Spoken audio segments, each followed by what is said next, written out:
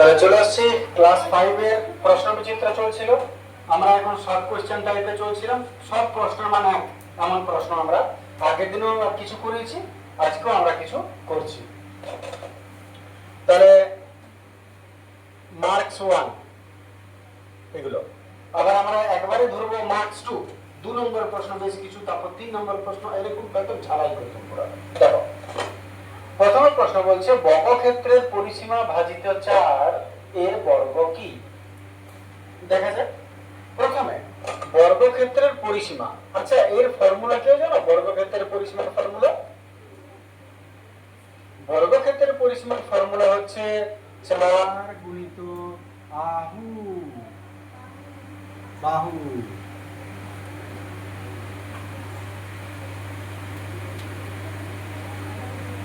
চার গুণিত বাহু, তাহলে হয়ে গেল বর্গক্ষেত্রের পরিসীমা 4 গুণিত বাহু। আর এটা কি আছে? ভাজিত 4। ভাজিতকে কি করা হয়? নিচে লেখা হয়। ভাজিত মানে নিচে লেখা হয়, তাহলে ভাজিত 4ও হয়ে গেল। আবার বলছি বর্গক্ষেত্রের পরিসীমা হলো 4 গুণিত বাহু, আর ভাজিত 4 মানে নিচে 4, আর তার বর্গ। বর্গ কাকে বলে? Whole square. বর্গ যদি বলে এরকম করে স্কয়ার করতে হয়, আর যদি বর্গমূল বলে তখন এরকম রুট করতে হয়। এটা তোমরা করেছো ফর্মুলা। হ্যাঁ, আর বর্গ যদি বলে তাহলে হোল স্কয়ার হয়। আচ্ছা কি করলে স্যার রুট করতে হবে? যদি বর্গমূল করতে বলে তখন রুট হবে, আর যদি শুধু বর্গ করতে বলে হোল স্কয়ার করতে হবে।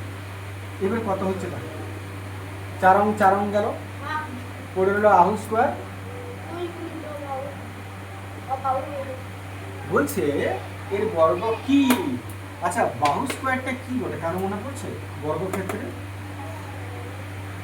বর্গক্ষেত্রে ক্ষেত্রফল ফর্মুলা কি? ক্ষেত্রফল ফর্মুলা বাহু স্কয়ার। তাহলে বর্গক্ষেত্রের ক্ষেত্রফল বটে সমানটা কি বটে? বর্গক্ষেত্রের ক্ষেত্রফল। ঠিক আছে, এইটা হলো কি উত্তর। যে বলছে বর্গ কি না বর্গক্ষেত্রের ক্ষেত্রফল। আচ্ছা দেখো তোমাকে বলেছে এটাকে সলভ করতে, তাহলে বর্গক্ষেত্রের পরিসীমা লিখেছে, তুমি তার ফর্মুলা লিখো। বর্গক্ষেত্রের পরিসীমার ফর্মুলা 4 গুণিত বাহু। এবারে ভাজিত দিয়েছে 4, যখনই কোথাও ভাজিত 4 দিবে, ভাজিত দিলে সেটা নিচে লিখতে হয়, হয় ভাগ করো নাহলে নিচে লিখো। তো তুমি ভাগ আর কি করবে, তা নিচে লিখে। তারপর বলেছে তার বর্গ, বর্গ মানে হোল স্কয়ার। এবারে সলভ করছি, 4 গেল, কি পড়ে দিবে? বাহু আর স্কয়ার, বাহু আর স্কয়ার। বাহু স্কয়ার মানে বাহু কটা? 2টা। বাহু গুণিত বাহু, এটা কিসের ফর্মুলা? বর্গক্ষেত্রের ক্ষেত্রফল। তাহলে এর জায়গায় এর ফর্মুলা দিতে হবে, এইখানে কি উত্তর হবে? এই চারটা, এই চারটা, এটা ফর্মুলা বর্গক্ষেত্রের পরিসীমার ফর্মুলা 4 গুণিত বাহু। যেমন বর্গক্ষেত্রের ক্ষেত্রফল ফর্মুলা বাহু স্কয়ার, তেমনি ফর্মুলা। লসাগুর পূর্ণরূপ কি বটে কে বলবে? লসাগুর পূর্ণরূপ হচ্ছে লঘিষ্ঠ সাধারণ গুণিতক। 5/7 এর সমান মানের ভগ্নাংশ কি করে বার করবো বলো না? কোনো কাটাকাটি, যদি কোনো ভগ্নাংশের সমান মান বলে তাহলে তুমি উপর আর নিচটাকে যে কোনো সংখ্যা দিয়ে গুণ করে দাও, কিন্তু একই সংখ্যা। যেমন 2 দিয়ে করে দিলাম, এটা করবি এটা করবি, 5 দুগুণে 7 দুগুণে, এটাই হলো উত্তর। বাস। যদি বলে 3 দিয়ে গুণ করবে 3 দিয়ে, কিন্তু উপর নিচ একই করতে হবে। মানে স্যার একটা সংখ্যায় একটা সংখ্যা লঘিষ্ঠ আকার প্রকাশ করা মানে কি করতে বলছে?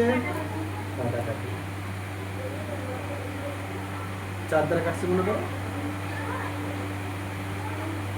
4 7 এটা 24 বলে, 4 6 24, 4 দুগুণে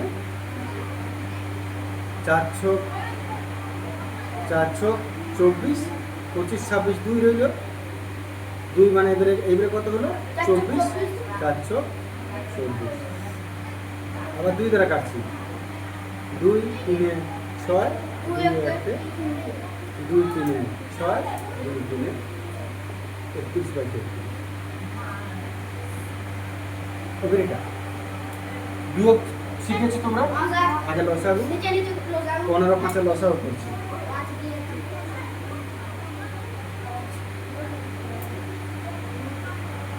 5 3 15 লসাগু কত হলো 15 এবার উপরটা কি করতে হয় এর সঙ্গে এর নামটা যত হচ্ছে উপরে গুণ 15 1 15 7 1 7 মাইনাস 5 কত 15 5 3 15 3 1 3 3 স্যার এটা ডাইরেক্ট করে দিলে ডাইরেক্ট করবে তোমরা 7 থেকে গেল নিচে 4 আর নিচে 15 মিলে করবো স্যার চলে গেল হ্যাঁ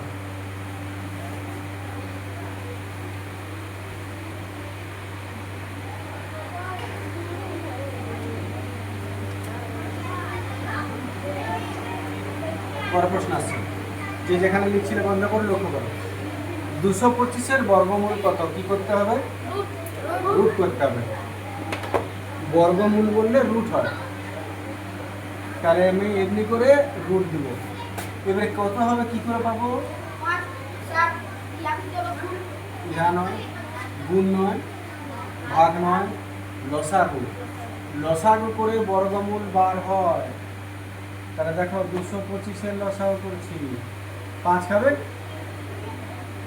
5 4 এ 20 22 মানে 2 রইল মানে আবার 25 5 5 এ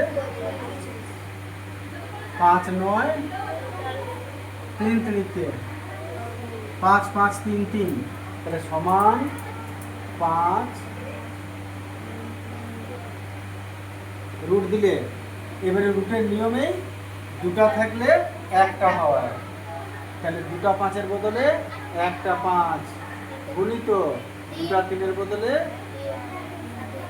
যখনই তুমি দুটাকে একটা করবে মাথার উপর রুটটা উঠে যাবে তার আগে কিন্তু রুট উঠা চলবে না যখনই দুটাকে একটা করলে সেই লাইনে রুট উঠবে 3 5 এ কত বাস এটাই উত্তর হবে। ঠিক আছে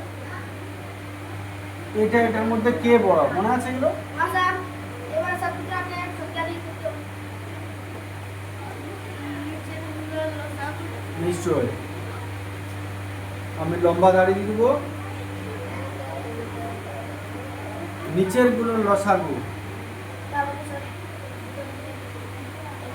5 একে 5 5 5 এ 25 লসাগু কত 5 5 এ 25 আমাদের লসাগু কত দরকারও নাই আমরা লসাগুরে করে নিয়ে এই নিচের সঙ্গে এটাকে মিলাবো কত আছে 5 তাহলে এখান থেকে 5 ঢাকা দাও কত রইল তাহলে 5 এ রইল এইটাকে উপর নিচে গুণ করো তারপরের বারে কত আছে নিচে 25 তাহলে এখান থেকে 25 বাদ দাও 5 5 এ 25 এক রইল এটাকে উপর নিচে গুণ করো ওই স্যার নিচে দিলে কি হবে 3 5 এ 15 নিচের গুলো একই হবে 4 1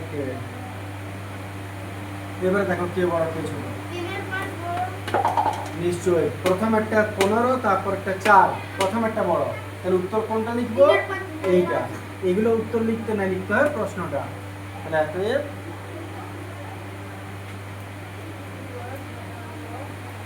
3/5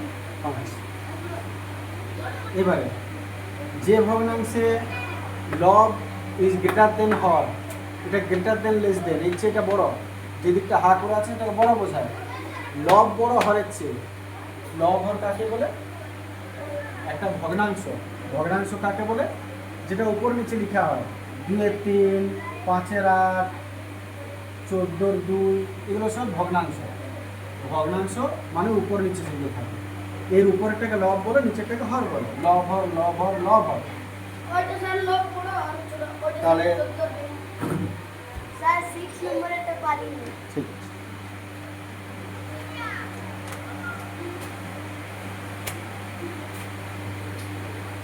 তাহলে এই উপরটা ল নিচেটা হর যদি উপরেরটা বড় নিচেরটা ছোট থাকে তাহলে আমরা বলবো সেটাকে প্রকৃত ভগ্নাংশ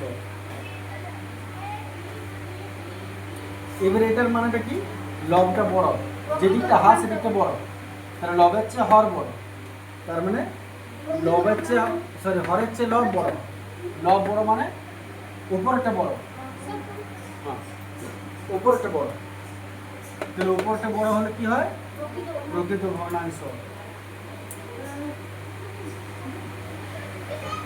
তাকে প্রকৃত ভগ্নাংশ বলে।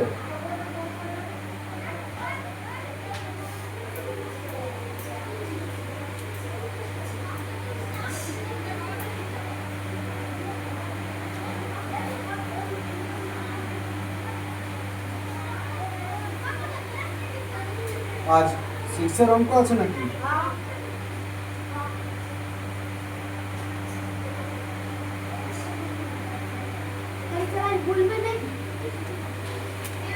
না না ওটা দেখছিলাম, যদি উপরে বড় থাকে তাহলে সেটাকে অপ্রকৃত বলে,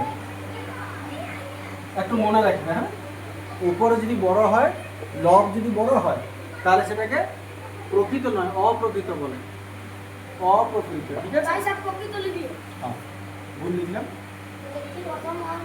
তাহলে উপরে যদি বড় থাকে অপ্রকৃত, উপরে যদি ছোট থাকে প্রকৃত। তারপর এটা তো তোমরা পারবে অনেকে। প্রথমত এটা যদি কাটাকাটি যায় তাহলে কাটবো, কাটাকাটি যাবে 3 দ্বারা, 3 7 3 12। এবারে 7/12 এদিকে যাবে, নিয়ম কি বটে, এর সঙ্গে কত গুণ করলে এটা পাচ্ছ, এর সঙ্গে তত গুণ করবে। 7 কত 35, 7 5 35, তাহলে এর সঙ্গে 5 গুণ করো, 5 12 তেমনি এর সঙ্গে এরকম যত হবে এর সঙ্গে 12 কত 84, 7 12 84, 7 12 84, তাহলে 7 এর সঙ্গে এইটা 7 7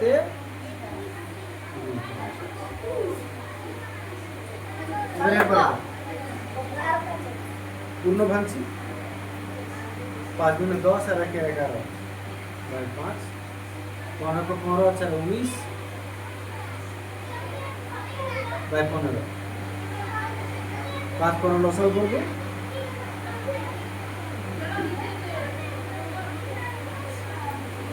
3 আছে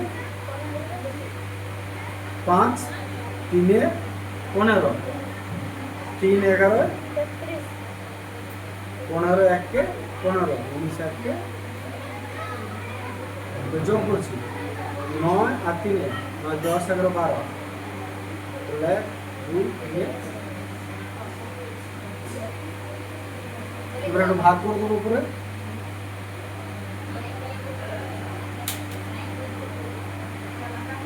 3 15 45,